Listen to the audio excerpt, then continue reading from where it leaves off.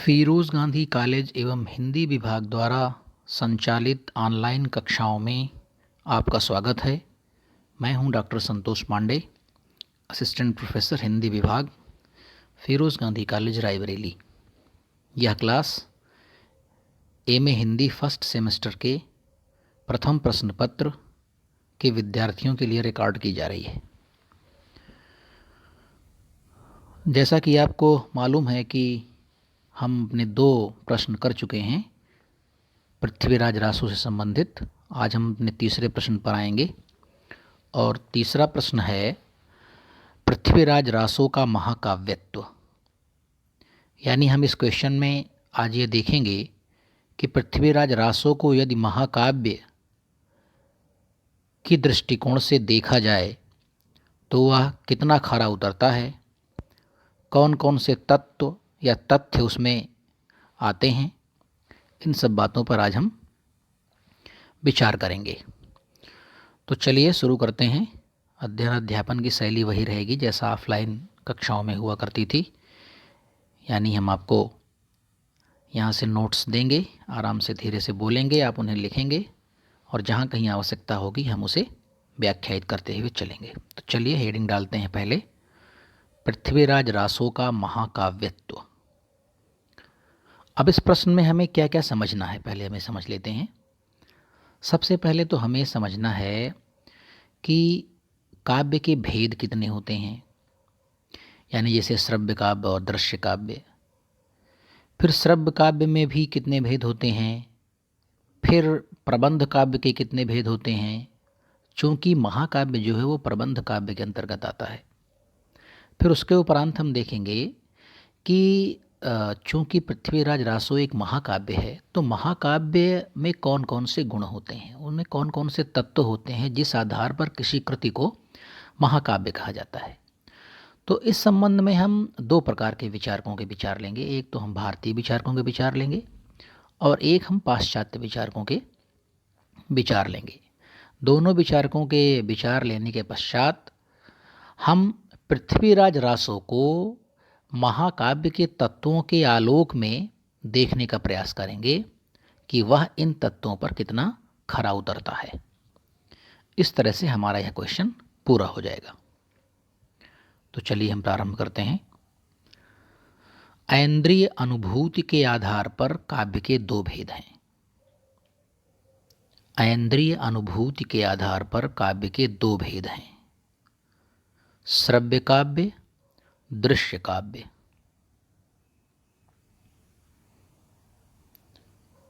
श्रव्य काव्य आप समझ ही रहे होंगे कि सुन करके जिससे हम काव्यानंद प्राप्त करते हैं, और दृश्य काव्य अर्थात जिन्हें हम देख और सुनकर काव्यानंद प्राप्त करते हैं।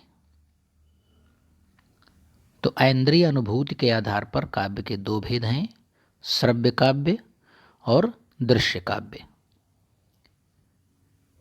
शैली के आधार पर श्रव्य काव्य के 3 भेद हैं। शैली के आधार पर श्रव्य काव्य के 3 भेद हैं। वे भेद लिखेंगे तीनों। पहला है गद्य, दूसरा है पद्य और तीसरा है चंपू।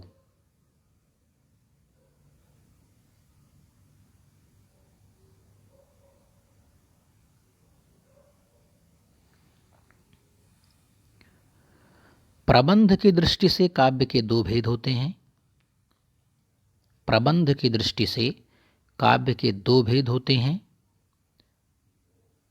इनमें पहला है प्रबंध काव्य और दूसरा है मुक्तक काव्य।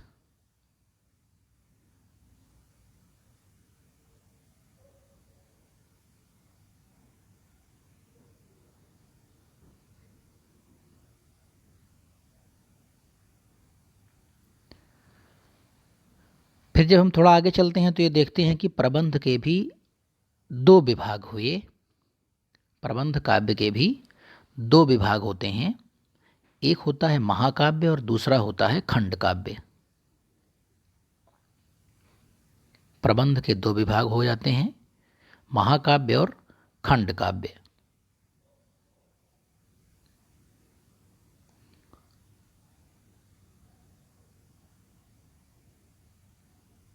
महाकाव्य में जीवन का सर्वांगीण और विस्तृत वर्णन रहता है। महाकाव्य में जीवन का सर्वांगीण और विस्तृत वर्णन रहता है। इसमें विषय की व्यापकता की ओर विशेष ध्यान दिया जाता है। इसमें विषय की व्यापकता की ओर विशेष ध्यान दिया जाता है, अर्थात यह किसी भी व्यक्ति के संपूर्ण जीवन का लेखा जोखा होता है, उसके जन्म से लेकर के और उसके तमाम जो बड़े बड़े कार्य वो करता है व्यक्ति, उसके संबंध में पूरे सांगोपांग के साथ महाकाव्य में वर्णन मिलता है। चलिए हेडिंग डालेंगे हम, महाकाव्य का स्वरूप।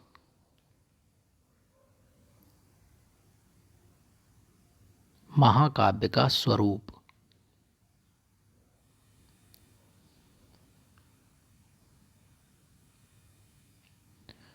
उसके नीचे लिखेंगे पैरा बना के, आचार्य विश्वनाथ के अनुसार महाकाव्य संबंधी विवेचन इस प्रकार से है। यहाँ हम भारतीय चिंतक आचार्य विश्वनाथ को ले रहे हैं और उन्होंने महाकाव्य के किन किन तत्वों का निर्धारण किया है वो हम यहाँ पर देखेंगे। तो चलिए, आचार्य विश्वनाथ के अनुसार महाकाव्य संबंधी विवेचन इस प्रकार से है। अब चाहें तो आप रोमन में फर्स्ट डाल दीजिए या का खागा, जैसा आपको सुविधाजनक लगता हो।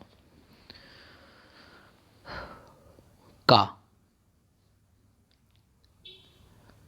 महाकाव्य सर्गबद्ध हो।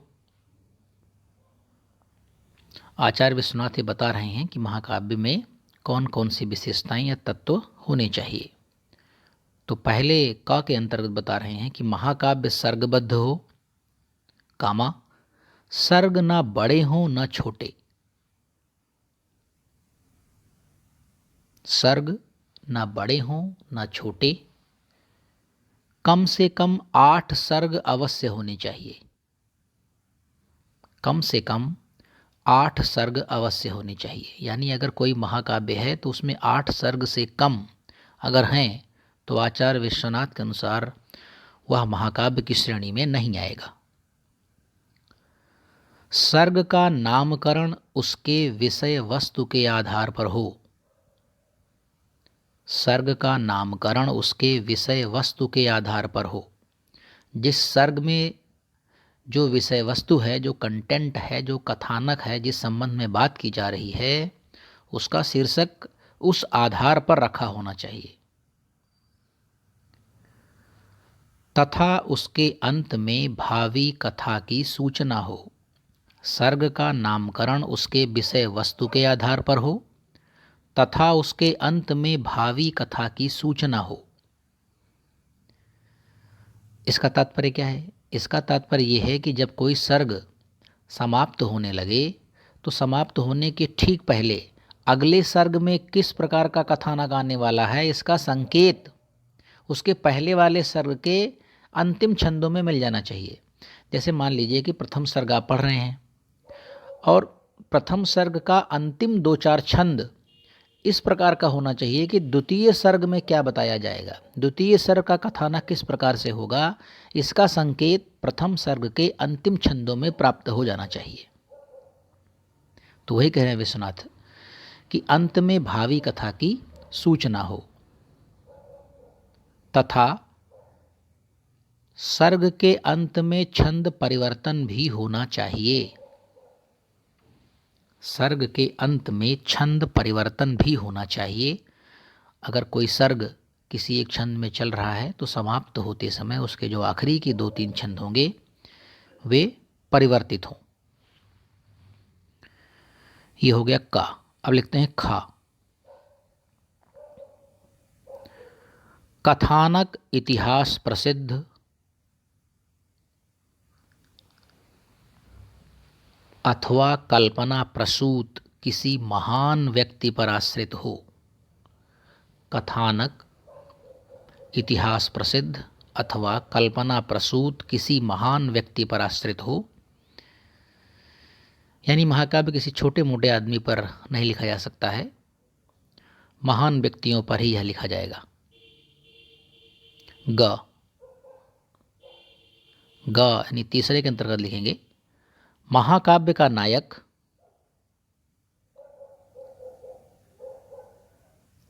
सूरवीर तथा धीरोदात्त गुणों से युक्त होना चाहिए।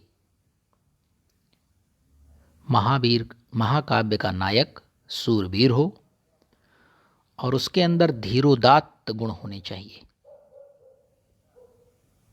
धीरोदात्त आदि गुणों से युक्त होना चाहिए। घ श्रृंगार, वीर और शांत में से कोई रस प्रधान हो।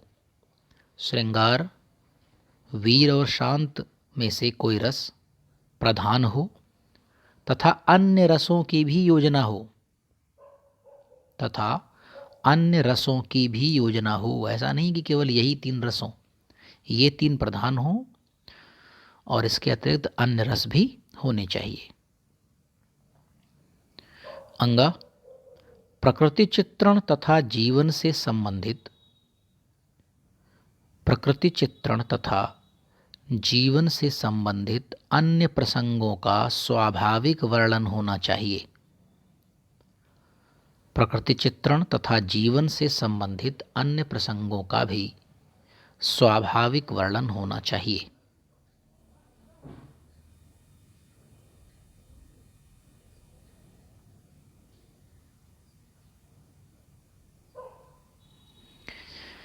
ये हो गए भारतीय विचारक आचार्य विश्वनाथ। अब हम लेते हैं एक पाश्चात्य विचारक।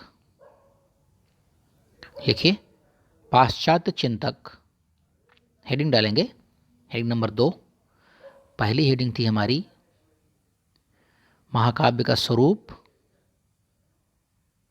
उसके अंतर्गत भारतीय चिंतक, और दूसरे हैं पाश्चात्य चिंतक अरस्तु।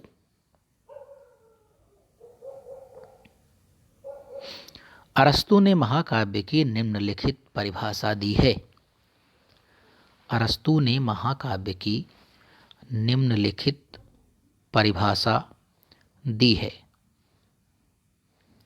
परिभाषा लिखेंगे नोट कॉमा के अंदर एक लाइन छोड़ करके। महाकाव्य ऐसे उदात्त व्यापारों का, महाकाव्य ऐसे उदात्त व्यापारों का काव्यमय अनुकरण है जो स्वतः पूर्ण, गंभीर, वर्णनात्मक, आद्यांत, एक छंदोमय कार्य करने वाला, श्रेष्ठ चरित्र,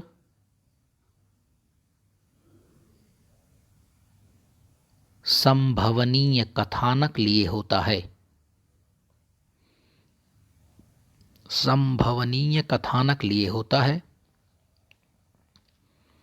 तथा सार्वभौम सत्य का प्रतिपादन करता है, तथा सार्वभौम सत्य का प्रतिपादन करता है।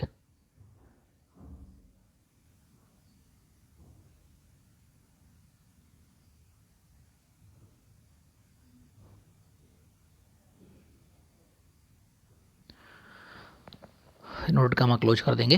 देखिए अरस्तु क्या कह रहे हैं। अरस्तु कह रहे हैं कि देखिए महाकाव्य में ये 6, 7, 8 तत्व बता रहे हैं।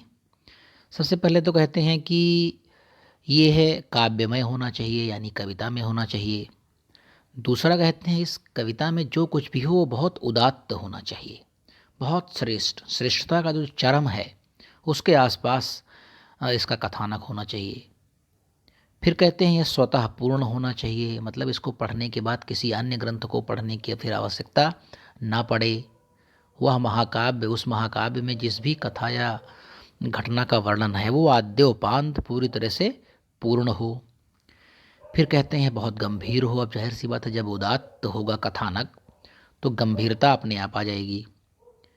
वर्णनात्मक हो मतलब कि वर्णन इतना बेहतर हो, इतना खूबसूरत हो कि प्रत्येक वस्तु, जो भी कार्य व्यापार जीवन में होते हैं, उन सब का लगभग वर्णन इसमें होना चाहिए।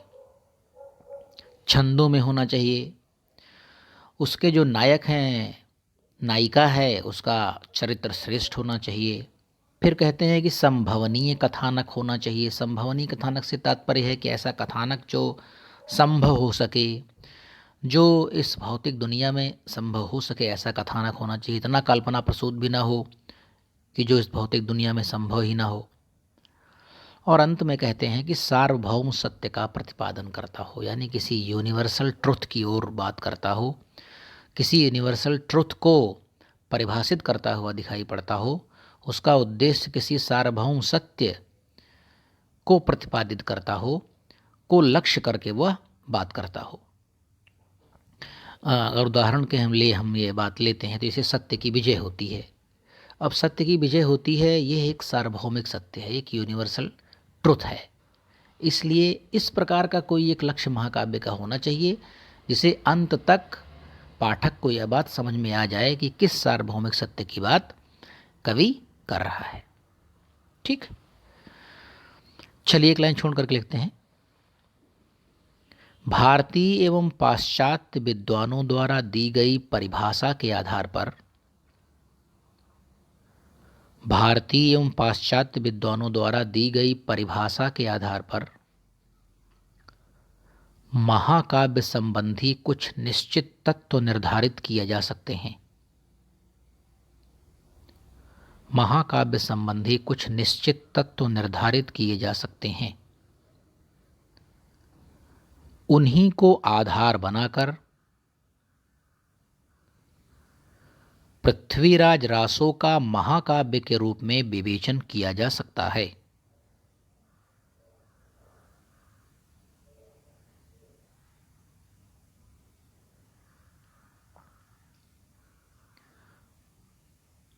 पृथ्वीराज रासो का महाकाव्य के रूप में विवेचन किया जा सकता है।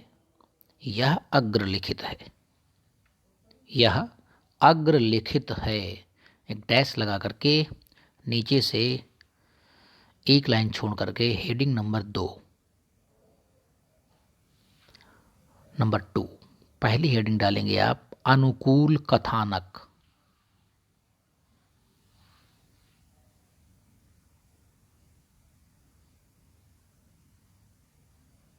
अनुकूल कथानक। पृथ्वीराज रासो के 4 संस्करण प्राप्त होते हैं।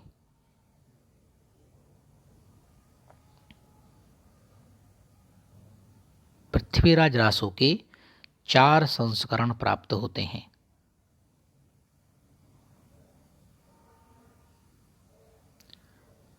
इसकी कथा में कल्पना का पर्याप्त समावेश हुआ है। इसकी कथा में कल्पना का पर्याप्त समावेश हुआ है, जो कि ऐतिहासिक काव्य के लिए आवश्यक भी है।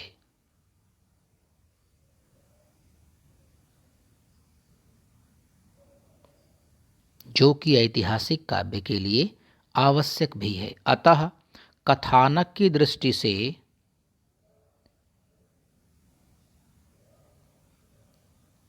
यह न केवल इतिहास प्रसिद्ध है, अतः कथानक की दृष्टि से यह न केवल इतिहास प्रसिद्ध है बल्कि जन समाज में भी प्रचलित है।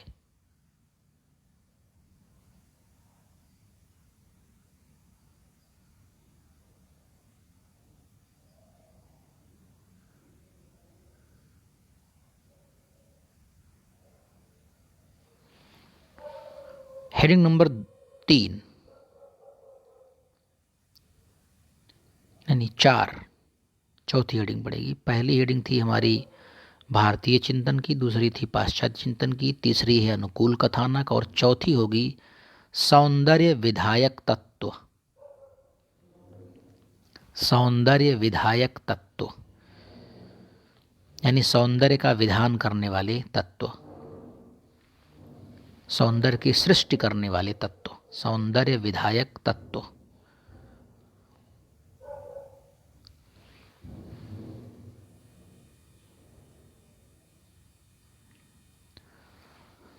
मंगलाचरण महाकाव्य का एक नितांत आवश्यक तत्व है।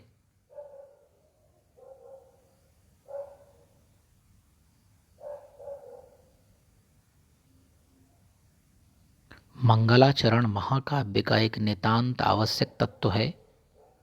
ग्रंथ की निर्विघ्न समाप्ति के लिए मंगलाचरण की योजना रहती है।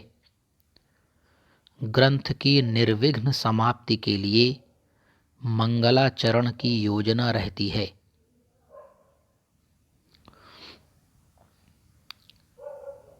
रासोकाल में भी इस परंपरा का पालन किया गया।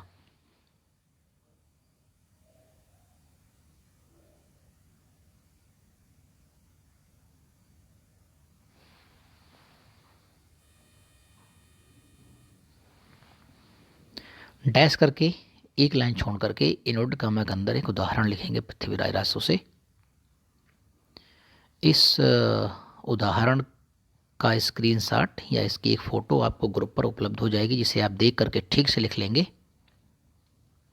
लिखिए, ओम आदिदेव प्रजम्य नम्य गुरयम वानीयम वंदे नयम शिष्ट धारन धारयम वसुमती चलच्छीम चरणाश्रयम।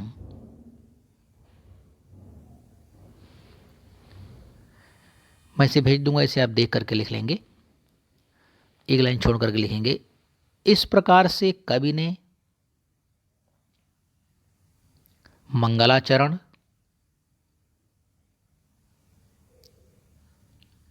पूर्ववर्ती कवियों का गुणगान,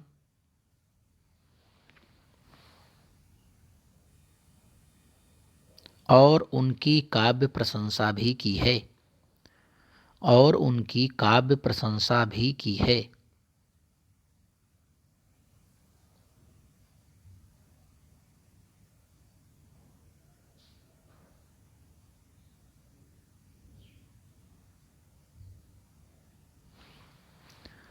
वस्तु वर्णन के अंतर्गत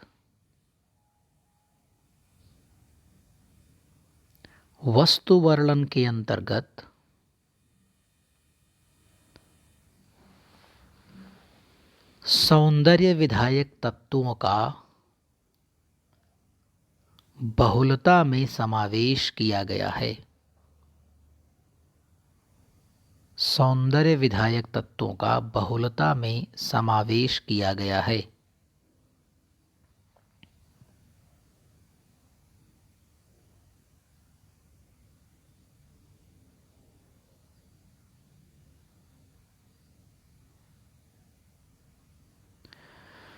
अब हम अगली हेडिंग लिखेंगे, हेडिंग नंबर 5, अनुकूल सर्गबद्धता।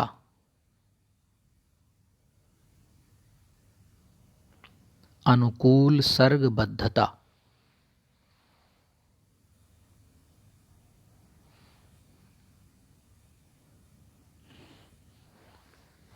यह रचना पूर्णतया सर्गबद्ध है।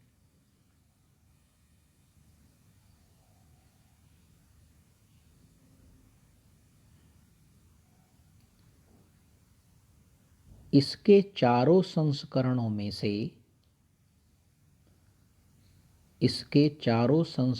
में से केवल लघुत्तम प्रति में सर्ग विभाजन नहीं मिलता।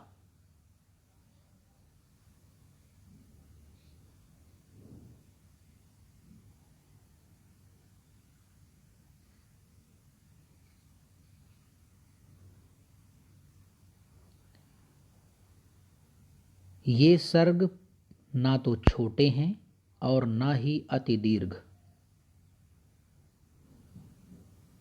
ये सर्ग ना तो छोटे ही हैं, ना तो अति दीर्घ। इतना जरूर है कि लेखक ने सर्ग के स्थान पर समय शब्द का प्रयोग किया है।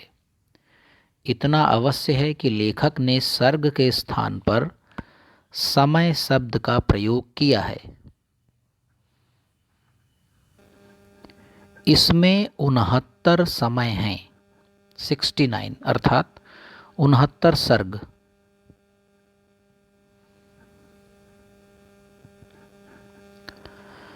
चलिए हेडिंग नंबर 6 लिखेंगे, आदर्श नायक। आदर्श नायक। पृथ्वीराज रासो का नायक धीरोदात्त क्षत्रिय है। पृथ्वीराज रासो का नायक धीरोदात्त क्षत्रिय है। वह एक वीर और प्रतापी राजा है।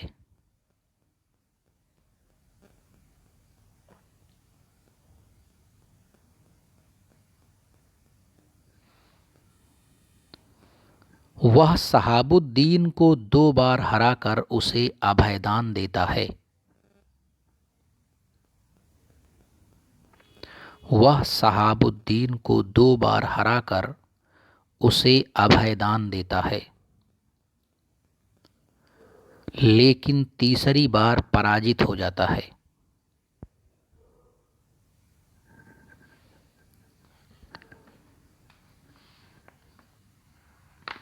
पृथ्वीराज में धीरोदात्त नायकों के सभी गुण देखे जा सकते हैं। पृथ्वीराज में धीरोदात्त नायकों के सभी गुण देखे जा सकते हैं। डैश करके एक उदाहरण लिखेंगे,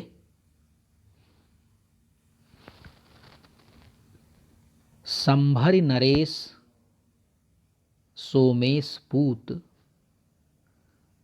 देवंत रूप अवतार धूत, सामंत सूर सब्बय अपार, भुजान भीम जिन सार भार। यह इसकी एक फ़ोटो आपको मिल जाएगी, आप उसे देख करके इसे ठीक ठीक से लिख लेंगे। चलिए हेडिंग नंबर 7 डालेंगे, प्रभावी रस योजना।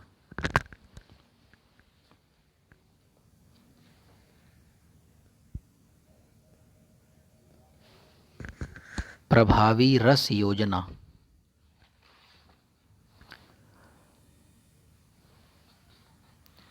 पृथ्वीराज रासो का प्रमुख रस है बीर। पृथ्वीराज रासो का प्रमुख रस है बीर रस।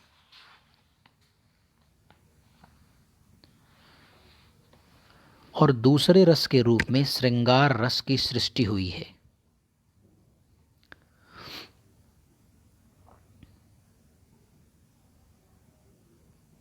इसके अतिरिक्त इसमें रौद्र भयानक बीभत्स आदि रस भी वर्णित हैं। इसके अतिरिक्त इसमें रौद्र भयानक बीभत्स आदि रस भी वर्णित हैं।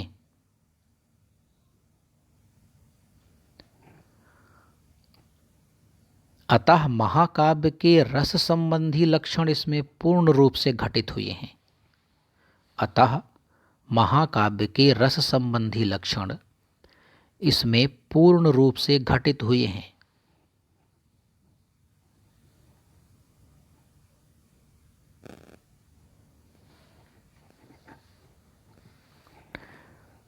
डैश करके एक उदाहरण लिखेंगे,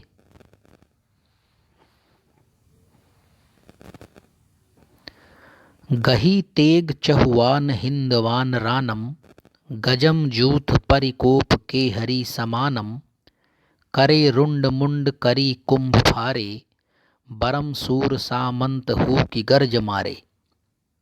इसकी फ़ोटो आपको मिल जाएगी ग्रुप पर, उसे देख करके आप इसे लिखेंगे।